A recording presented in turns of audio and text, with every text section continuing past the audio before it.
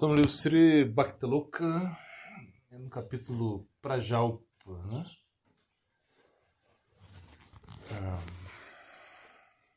Bom, quando todas as nossas atividades estão relacionadas com Krishna, né?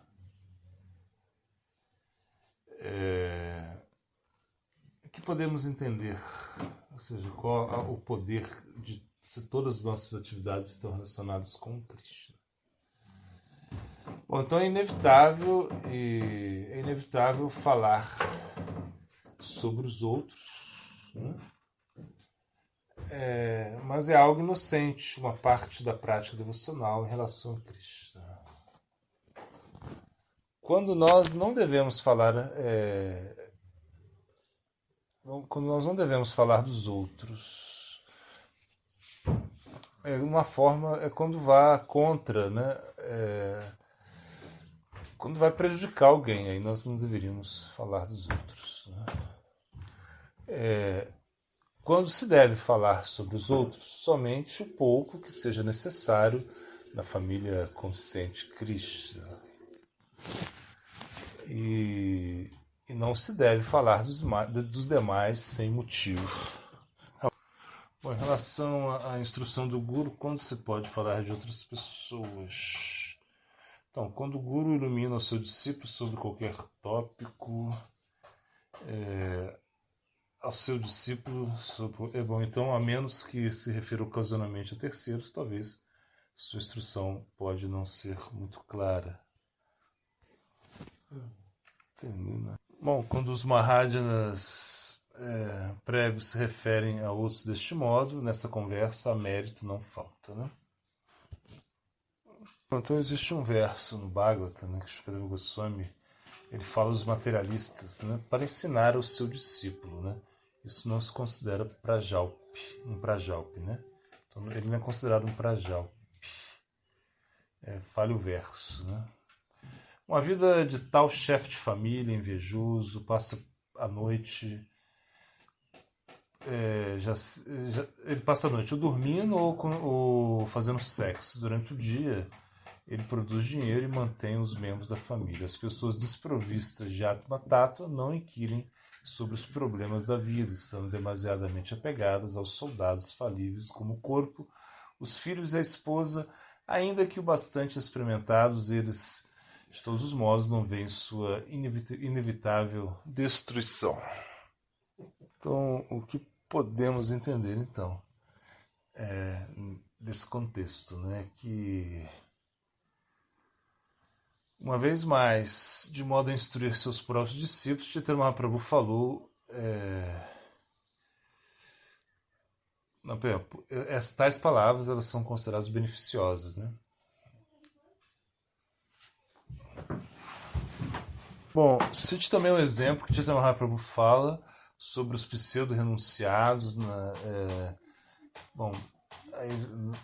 nas palavras aí do Chaitanya Charitamrita, né?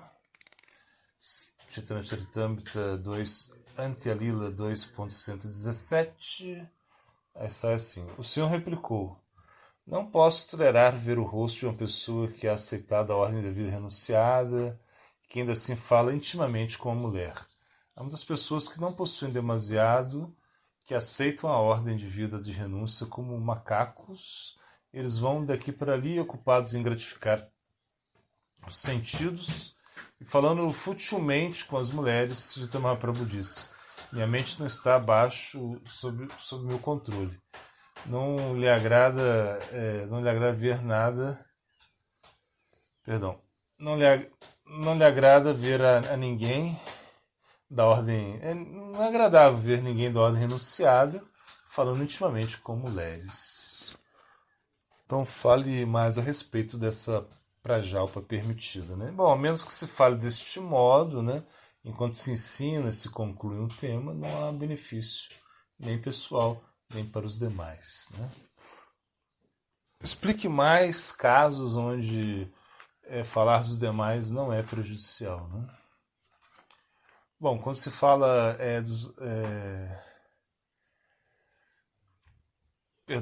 se alguém discute, assim, dos acharyas prévios, né, assim, o que eles falaram, né, os exemplos pessoais que eles deram, né, isso não é prejudicial, né?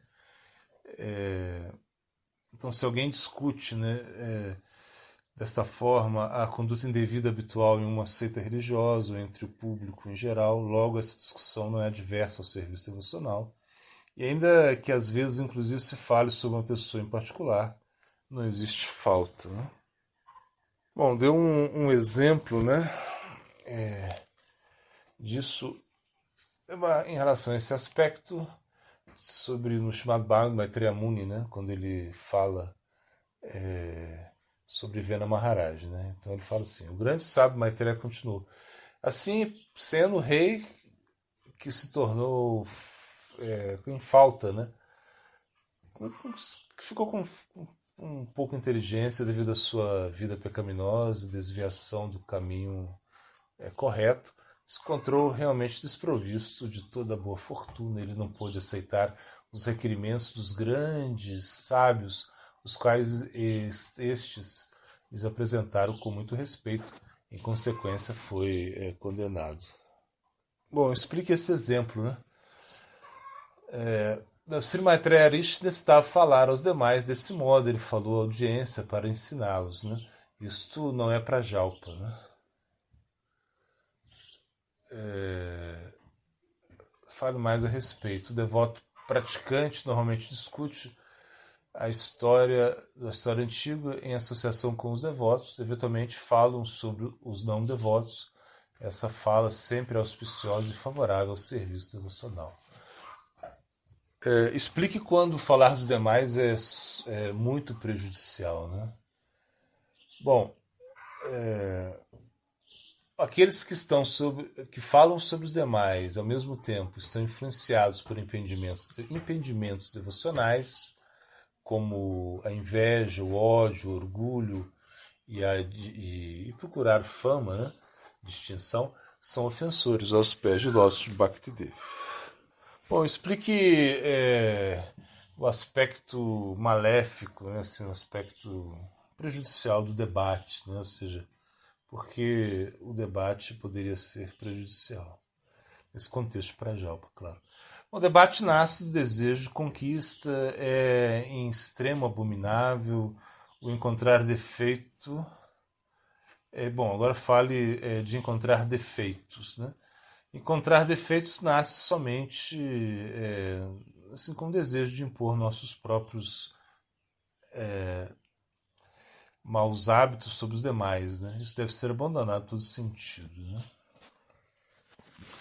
Cite outro aspecto também relacionado a Prajalpa, é dizer mentiras, outra forma de uma conversa ociosa. Para os devotos renunciados, o que deve ser completamente rejeitado são os assuntos mundanos, né? E como podemos entender isso para os chefes de família? Eles podem aceitar alguma conversa mundana que é favorável ao serviço devocional, né? Se tais temas como arqueologia, zoologia, astrologia, geografia, eles estão eles estão assim, desprovistos de consciência de Deus, né? Então por isso eles devem ser rejeitados também, né? Então existe um verso no chamado Bhagavata, né, que onde Shukadeva Goswami ele fala mais ou menos a respeito disso. Cite esse verso, é o verso 12.2, 12.12, 49:50, na realidade dois versos, né? Umas palavras que não descrevem a personalidade de Deus transcendental, que ao invés disso tratam de questões temporais, são simplesmente falsas e inúteis. Somente aquelas palavras que manifestam as qualidades transcendentais do Senhor Supremo são verdadeiramente auspiciosas e piedosas. Essas palavras que descrevem as glórias da absolutamente célebre personalidade de Deus são atrativas, prazerosas, sempre frescas, assim. Certamente tais palavras são uma festa perpétua para a mente e secam o oceano da miséria. O que é extremamente desfavorável para a vida espiritual.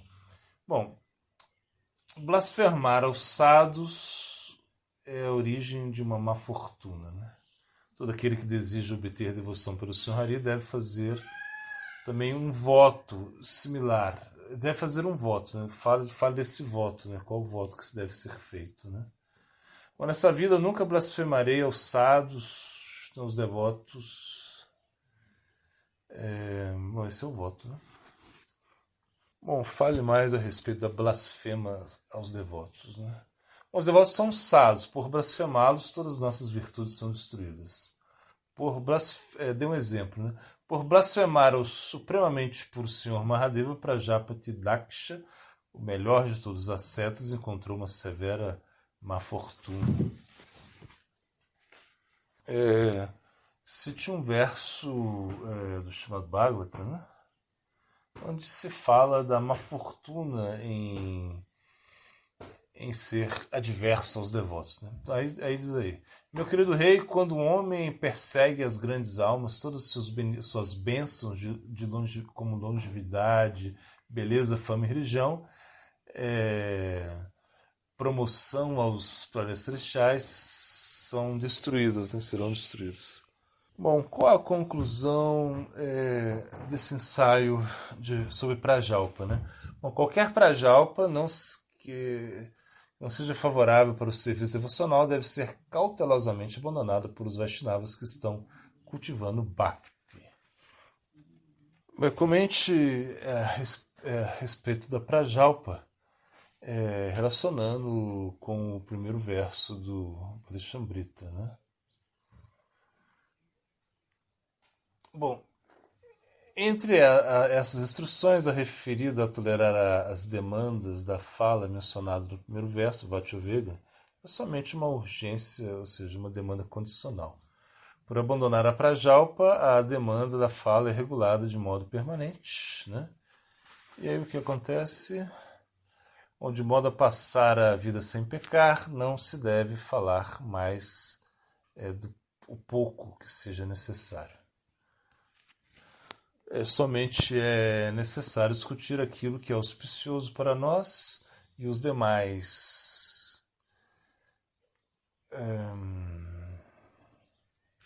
Bom, aquele que quer discutir temas alheios, né, dirá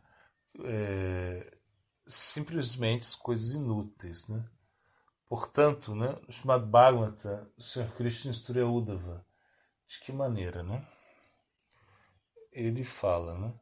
Todo aquele que consinta em elogiar ou criticar as qualidades e comportamentos demais se desviará rapidamente do seu melhor interesse individual por se enredar nas dualidades ilusórias. Bom, agora nós entramos no termo Niyamagraha. O que significa Niyamagraha é a excessivo apego ou demasiado descuido às regras e regulações, né? Bom, os niyamas, né? Bom, o que são niyamas?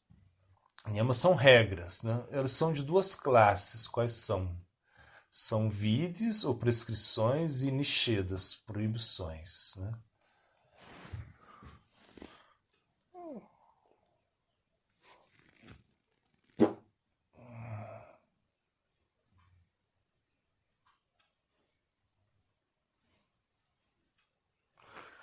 Ou seja, fale mais a respeito de como isso acontece, né?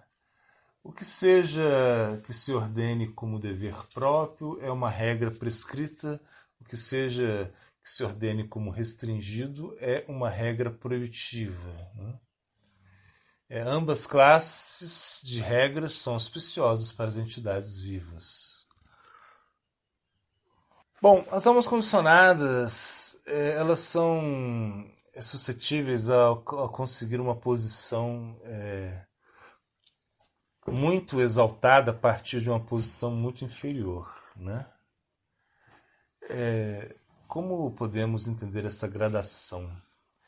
Bom, entre essas duas posições, né, exaltada e inferior, existem muitas outras posições. Cada posição é um passo gradual. Cada passo gradual é um nível distinto de avanço. Todos e cada um dos passos graduais contam com diferentes prescrições e proibições.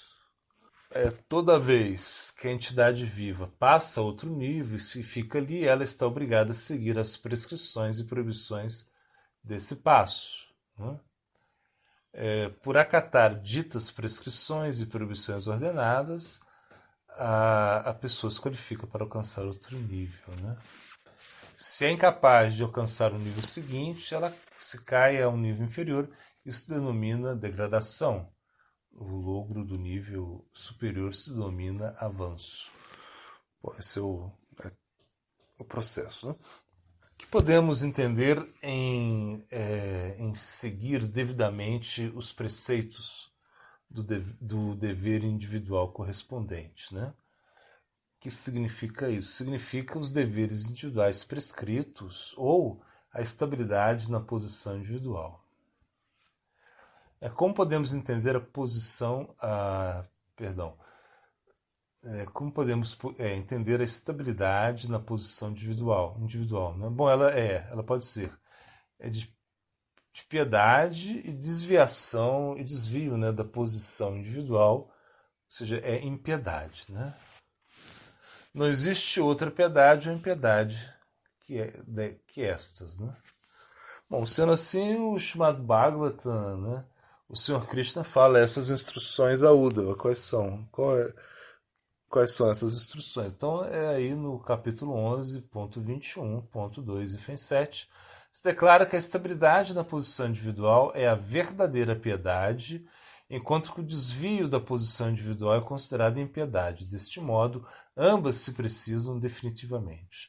Ó Santo Uddhava, de modo a restringir as atividades materialistas, eu estabeleci o que é próprio e o que é impróprio para todas as coisas materiais, incluindo tempo, espaço e outros objetos físicos. Bom, como se dividem as regras prescritas e as proibições? Elas se dividem em duas categorias, condicional e constitucional, né?